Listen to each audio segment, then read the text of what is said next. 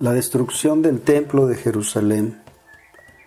En el año 70 después de Cristo, el emperador Vespasiano encargó a su hijo Tito sofocar la violenta revuelta que desde hacía 4 años sacudía a Judea.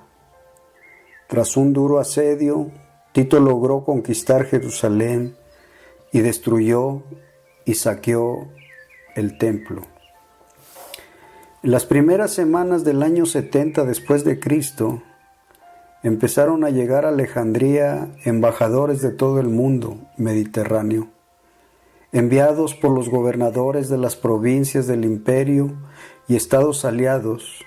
Hasta el rey de los partos se desplazó en persona a la capital egipcia.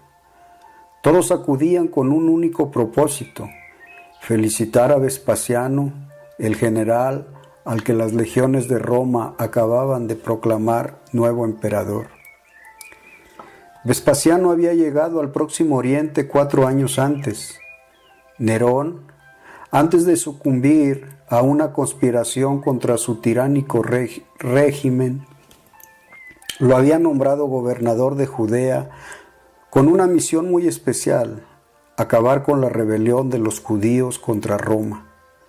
Su antecesor en esa tarea, el legado de Siria, Cestio Galo, había fracasado estrepitosamente, de manera que Vespasiano se mostró prudente y no quiso atacar de inmediato a Jerusalén, la capital de Judea y baluarte de la resistencia.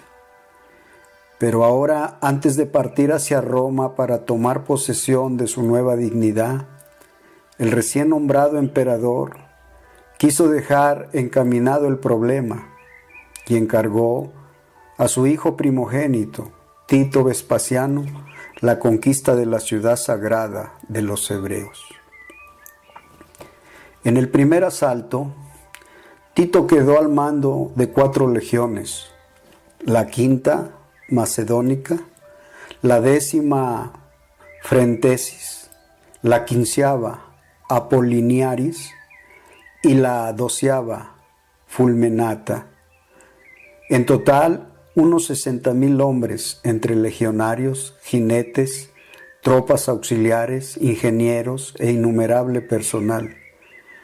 Una fuerza colosal a la altura de lo que también era un descomunal desafío. Jerusalén, en efecto, parecía una ciudad inexpugnable. Estaba fortificada por 3 murallas y albergaba, además del recinto del templo, 2 tremendas fortalezas: el antiguo palacio de Herodes el Grande, con 3 torres imponentes, y la fortaleza Antonia, en el ángulo noroccidental del templo, con 4 torres muy potentes. Dentro de la ciudad había 2 murallas. Una separaba la ciudad nueva de la antigua, situada al lado del templo. La otra cortaba el paso desde este barrio a la ciudad alta. Y finalmente había un 4º muro entre la ciudad alta y la baja. La tercera muralla defendía la zona septentrional de Jerusalén y la más llana y propicia a un ataque. Los lados occidental, sur y oriental eran prácticamente imposibles de franquear, pues el desnivel entre los muros y los valles circundantes era muy pronunciado.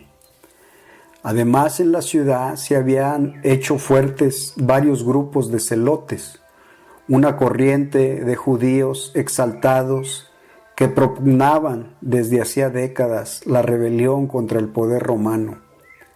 Juan de Giscala, Simón bar Jehoara y Eleazar ben Simón se repartían el dominio de Jerusalén en medio de recelos mutuos que desembocaron en una auténtica guerra civil, de la que serían víctimas uno de ellos, el sumo sacerdote Eleazar. En su furia sectaria cometieron graves errores, como por ejemplo destruir los depósitos de grano que, según algunos, hubiera permitido a Jerusalén resistir durante años un asedio. Pero a la llegada de Tito, todos estaban dispuestos a luchar hasta la muerte y frenaron todos los intentos de los judíos más moderados y pacíficos de llegar a un acuerdo con los romanos. El sitio de Jerusalén duró 5 meses, de marzo a septiembre del año 70, y conocemos su desarrollo gracias a Flavio Josefo, un judío al servicio de Tito, que lo relató detalladamente en su libro La Guerra de los Judíos. Tito inició el ataque por el norte. Sus tropas desplegaron la impresionante maquinaria de asedio romano, balistas y otros ingenios castigaban a los defensores con un bombardeo de piedras y jabalinas, mientras la infantería trataba de perforar las murallas mediante arietes, vigas de madera montadas sobre plataformas o en torres móviles. Para realizar esta operación era necesario nivelar el terreno, por lo que los soldados construyeron terraplenes de madera con tierra encima. La madera se obtuvo de los bosques próximos que quedaron totalmente talados en un radio de 20 a 25 kilómetros. Al ver que los romanos estrechaban cada vez más el cerco, los judíos respondieron arrojando antorchas encendidas contra la maquinaria de guerra romana. En una ocasión incluso hicieron una salida en masa para incendiar el material bélico romano, pero fueron rechazados por tropas de élite de Alejandría y por la bravura personal de Tito, que arremetió contra los judíos al frente de su caballería y mató él mismo 12 de ellos, según relata Flavio Josefo. Caen las murallas. Las máquinas de asalto abrieron un boquete en la tercera muralla, la más exterior, y los romanos penetraron en la ciudad nueva. Ocupada la zona, los romanos pudieron preparar el asalto a la ciudad vieja, la fortaleza Antonia y el templo. Ante la feroz resistencia de los sitiados, cuenta Josefo que Tito permitía a sus soldados crucificar cada día 500 prisioneros judíos frente a las murallas para intimidar a los que se resistían. Eran tantas sus víctimas que no tenían espacio suficiente para poner sus cruces, ni cruces para clavar sus cuerpos. El siguiente objetivo de los romanos fue la segunda muralla, que no tardó en desplomarse. Luego pusieron sitio a la fortaleza Antonia. Tito ordenó construir 4 nuevos montículos o plataformas para asentar los arietes y otros artilugios y lanzar el asalto. Pero Juan de Giscala había hecho excavar túneles desde la fortaleza hasta el lugar donde estaban los terraplenes. Dentro puso madera untada de pez y betún y ordenó prenderle fuego. Los resultados fueron que el suelo bajo los terraplenes se hundió, sumiendo en la confusión a los romanos. Unos días después, un comando de judíos penetró entre las tropas romanas y, a pesar de ser atacados con flechas y espadas por todas partes, logró incendiar las armas de asalto enemigas. En esta guerra no se había visto hombres más audaces y más terribles que estos, escribió Josefo. Tito levantó entonces un muro de circunvalación en torno a la muralla de la ciudad, a fin de que nadie de entre los sitiados pudiera salir de noche en busca de alimentos. El bloqueo se hizo sentir pronto y la cruda realidad de la hambruna se adueñó de Jerusalén. Josefo entró en la ciudad como embajador del general romano. Testimonian los devastadores efectos de esta estrategia. Los tejados estaban llenos de mujeres y de niños deshechos, y las calles de ancianos muertos. Los niños y los jóvenes vagaban hinchados, como fantasmas por las plazas. se desplomaban ahí donde el dolor se apoderaba de ellos. Un profundo silencio y una noche llena de muerte se extendió por toda la ciudad. A ellos se sumaba el régimen de terror impuesto por los jefes de la rebelión que ordenaban asesinar a quienes intentaban huir u ocultar algún alimento. Josefo cuenta el caso de una mujer que mató, asó y devoró a su propio hijo y ofreció a los jefes de la rebelión los restos para que participaran del macabro banquete. Finalmente los arietes romanos lograron derrumbar un muro de la fortaleza Antonia. Aunque Juan de Giscala había erigido un murete interior, este también fue tomado y los defensores no tuvieron otra salida que huir al templo adyacente. Este constituía en sí mismo una tremenda fortaleza y los romanos tuvieron que organizar un nuevo sitio. En esta ocasión los arietes no bastaron y los legionarios hubieron de emplear escaleras de asalto para superar la muralla exterior del templo y entrar en el llamado patio de los gentiles. Juan de Giscala y Simón Bar Giora se refugiaron en el recinto interior, desde donde rechazaron las ofertas de rendición de Tito. La batalla del templo, el gran atrio del templo estaba rodeado por un suntuoso pórtico que pronto se convirtió en escenario de los combates. En una ocasión los judíos tendieron una trampa a sus enemigos. Se retiraron a una de las estoas fortificadas y cuando los romanos la asaltaron y ascendieron hasta los tejados, prendieron fuego a maderos que previamente habían acumulado ahí. Murieron muchos asaltantes, bien por el fuego o arrojándose al patio donde fueron rematados.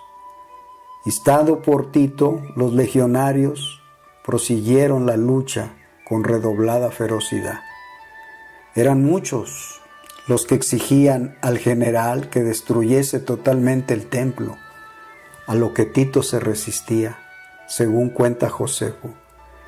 El mismo autor afirma que fue un soldado quien sin orden expresa lanzó por su cuenta una tea contra esta zona interior del templo, de forma que el fuego prendió rápidamente. Tito corrió a impedirlo, pero los soldados no le hicieron caso y arrojaron más teas. Pronto toda la zona santa del templo fue puesto bajo las llamas como un pasto en una quemazón. La batalla cuerpo a cuerpo continuó en la ciudad baja, que también fue saqueada e incendiada.